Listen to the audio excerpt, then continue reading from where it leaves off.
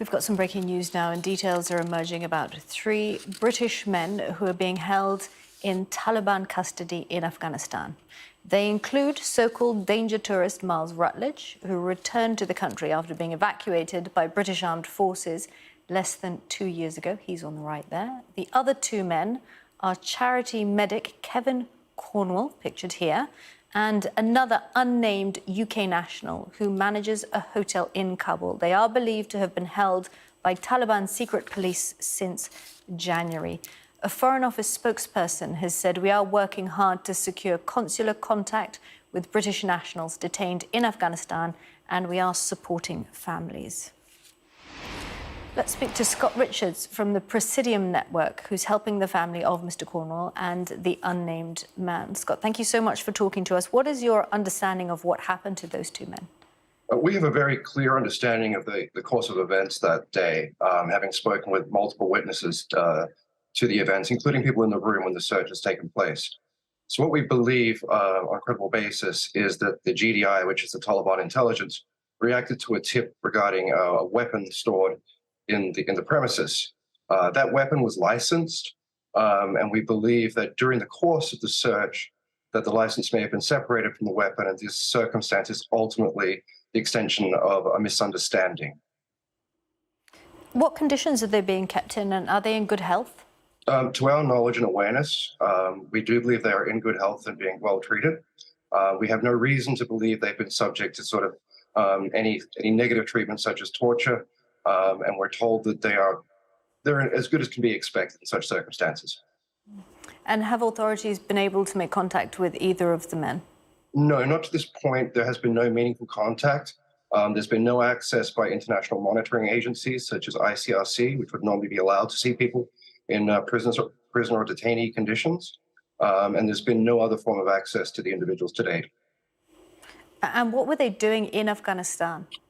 The first individual, Mr. Cornwell, is a paramedic, and he was liaising with organizations such as the United Nations, World Food Program, and UNICEF. The second individual, as you stated in your introduction, was a manager of the facility where Mr. Cornwell and many other expats stay. And what is your relationship to their family and to these men, Scott? We were looking into the position of detainees in Afghanistan and allegations of people being held, during which we discovered the presence of these 2 individuals.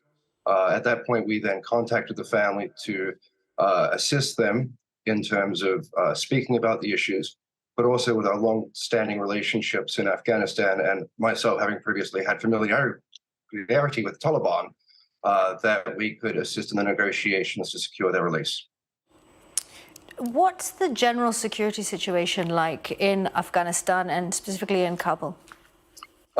That's a very complex question to answer. You would normally, if you take the Taliban line, they will say that security has improved, but obviously we've witnessed a number of ISKP attacks.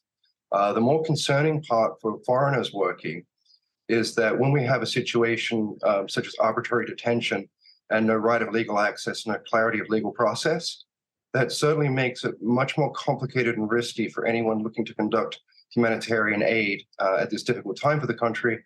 And that's really one of our key concerns, even above and beyond the lack of security, is the lack of transparency on process in these kinds of circumstances. So where does this go now, Scott? If the authorities have not been able to be in touch with these 2 men, what happens now? We're very hopeful that contact will be made. We ourselves at Presidium have engaged in conversations and in and around with the Taliban to help facilitate and clear up this matter, which we said we believe is a misunderstanding, and a misunderstanding that comes from not being familiar with the processes and practices of contractors operating in hostile zones. As opposed to... Go ahead. Is there something that makes you particularly hopeful if they've been held since January and nothing's happened since then? Hopeful in the sense that we've been able to, I think, express the situation. We've documented the situation. We've collected the evidence behind the surrounding circumstances that we believe adequately demonstrate that this is a misunderstanding, and that given this is also the holy period of Ramadan, that compassion could be shown by the Islamic Emirate as a tradition of this period to pardon individuals. So do you think when Eid comes around, you could see a pardon? We would be hopeful, and we would certainly request that the Taliban consider this situation in the context of their pursuit of, trying to bring in investment, trying to turn the country around, trying to, you know, manage a situation. We have massive malnutrition. They fundamentally need aid. They need the World Food Program, and if those people are not able to operate safely, or at risk of a legal system that is not wholly defined or understood, it's problematic for those people to be there. So we certainly hope they see the wisdom that there is in looking at these situations carefully and thoughtfully. Are there a large number of foreign nationals in Afghanistan at the moment? Yes, there are, and they come from many different countries. There is a lot of momentum happening around Kabul at the moment, and it's a very broad and diverse sector. From a Western perspective, they'll mostly be in humanitarian sectors, though.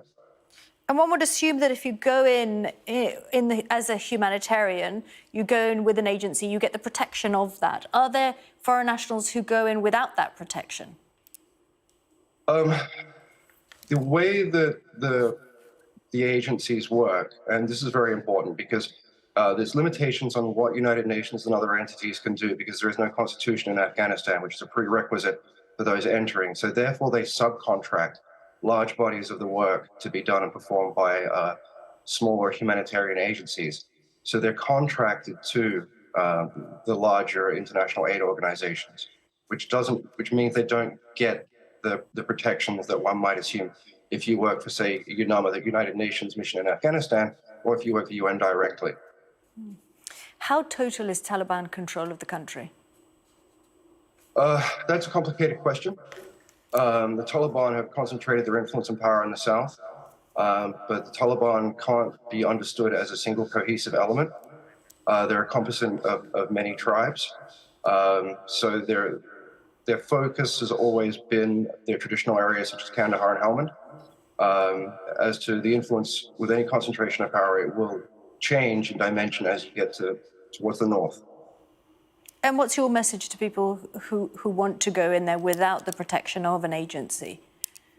At this point in time, it would be unwise for anybody to enter into Afghanistan that doesn't understand the culture, that doesn't understand these things, because it can change on you very quickly. Many people who've been there for years believe they have a good relationship or they understand things, but in the circumstances where you're left in a situation where there are no clear legal avenues and you don't understand what's happening, it's not somewhere you want to be. So it's not a recommended action for anyone, as I think the State Department and probably the UK government says.